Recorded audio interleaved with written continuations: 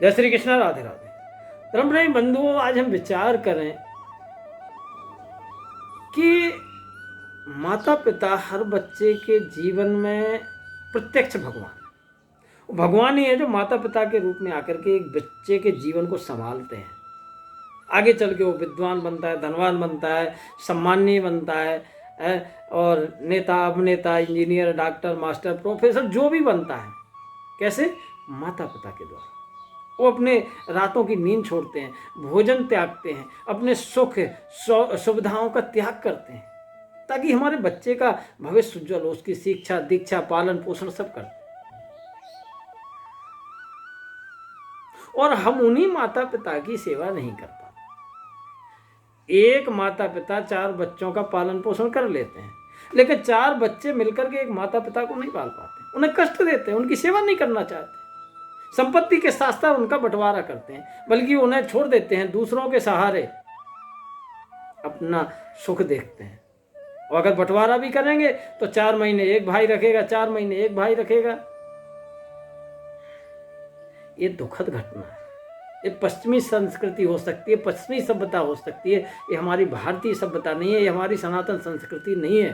सनातन संस्कृति में सीधा कहा है कि मातृदेवो भव पितृदेवो, क्योंकि हमारा जो जीवन निर्माण हुआ माता पिता से हुआ। हर बच्चे के जन्म में माता शास्त्र का काम करती है और पिता शस्त्र का काम करता है, और दोनों का उद्देश्य एक ही होता है कि हमारे बच्चे का जीवन उज्जवल हो और मंगलमय।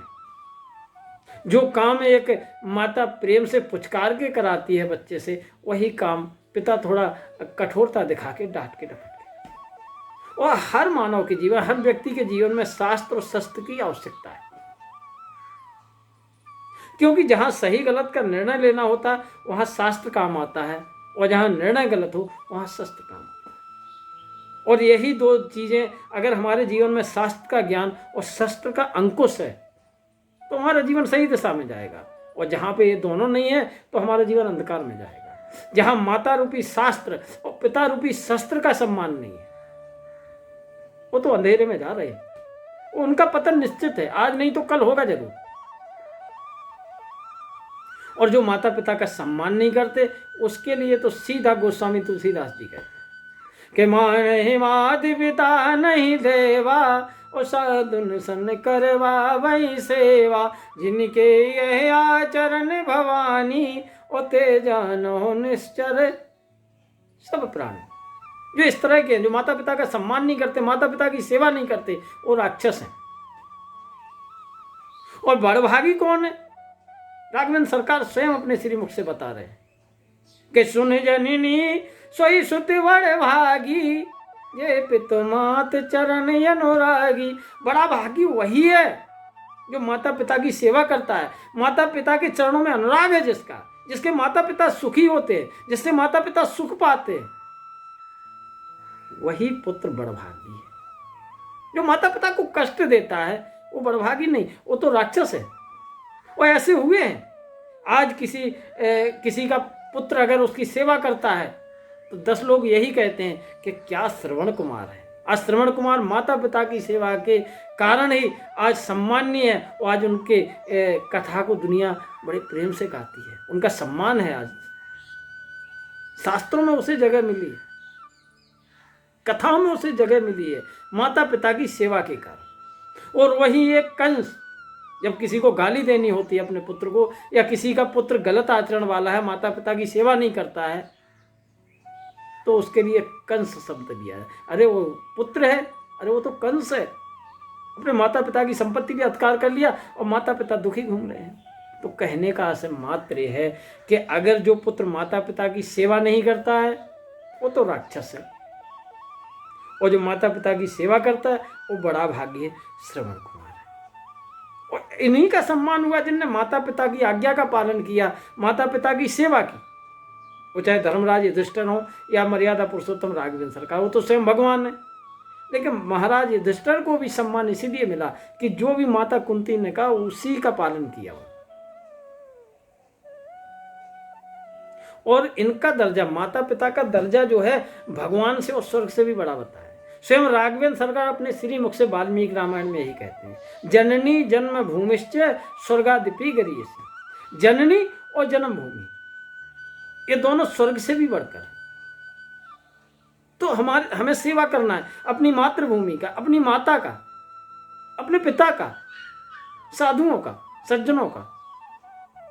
क्योंकि जिस भूमि से हमें क्या नहीं मिलता है, हमें अपनी जन्मभूमि से भोजन मिलता है, हवा मिलती है, सब कुछ मिलता है, जिसने हमारा पालन पोषण किया। उस भूमि के प्रति हमारे कर्तव्य हैं, उस माता के प्रति हमारे कर्तव्य हैं, उस पिता के प्रति कर्तव्य हैं, जिसने अपनी नींद छोड़ी, जिसने अपना स्वार्थ छोड़ करके हमारे उज्जवल भविष्य को बनाया है। आज हम विद्वान बने, सज्जन बने, जो भी बने, उसी माता पिता के वजह। तो भगवान राम स्वयं कहते हैं, जननी जन्मभूमिश्च स्वर्गादिपि गरीयसी। एक प्रसंग आता है महाभारत में, यक्ष और धर्मराज संवाद, धर्मराज युधिष्ठिर का संवाद। ये भी एक कथा है महाभारत की, बहुत ही प्रचलित प्रसंग है। यक्ष प्रश्न के रूप में और धर्मराज उसके उत्तर देते हैं। कई प्रश्न करते हैं यक्ष और उसके उत्तर देते हैं। उसमें एक प्रश्न ये भी है, यक्ष धर्मराज युधिष्ठिर से पूछता है कि भूमि से भारी कौन? तब युधिष्ठिर जवाब देते हैं, माता गुरुतरा भूमेर, भूमि से भारी माता है। और व्यास जी भी यही अपने शास्त्र में लिखते हैं, नास्ति मातृ समा छाया, नास्ति मातृ समा गति, और नास्ति मातृ समा त्राण, नास्ति मातृ समा प्रिया। अर्थात माता के समान कोई छाया नहीं है, माता के समान कोई सहारा नहीं है, माता के समान कोई रक्षक नहीं है, और माता के समान कोई प्रिय नहीं है। कहने का तात्पर्य है कि माता जो है मुख्य है। और तैत्तिरीयोपनिषद में यही कहा है, मातृदेवो भव पितृदेवो भव। देवता उससे भी बढ़कर के माता और पिता है। और एक चीज और कही गई है कि जिसके 3 उत्तम शिक्षक हैं, एक माता, दूसरा पिता और तीसरा आचार्य, वही मनुष्य ज्ञानवान होगा। और एक बात बताओ, माता पिता ने जितना कष्ट सहा है, बालक उतनी माँ की सेवा नहीं कर सकता, उतनी पिता की सेवा नहीं कर सकता। सब कुछ माँ ने दिया। कोई कहे कि मैं अपने चमड़े की जूती बनाकर माँ को पहना दूंगा। अब उनसे पूछो, भाई ये चमड़ा भी बाजार से लाए हो क्या? ये भी माँ का है। और इस पर तू अधिकार क्या करता है? माँ से मिला है। आज हम बड़ी बड़ी बातें बनाते हैं, लोगों में विद्वान कहलाते हैं, सज्जन कहलाते हैं। शरीर मिला किससे मिला? माँ से मिला है। आप कितने विद्वान हो जाएं, बचपन में बैठना नहीं आता, बैठना किसने सिखाया? माँ ने सिखाया। खाना खाना नहीं आता था, माँ ने सिखाया। ये दशा थी सभी भाइयों बहनों की। हम उठ के बैठ नहीं सकते थे, हम कीड़ों को पकड़ने दौड़ते थे, हम वृक्षों में उलझते थे, हम कांटों में उलझते, अग्नि को पकड़ने दौड़ते थे।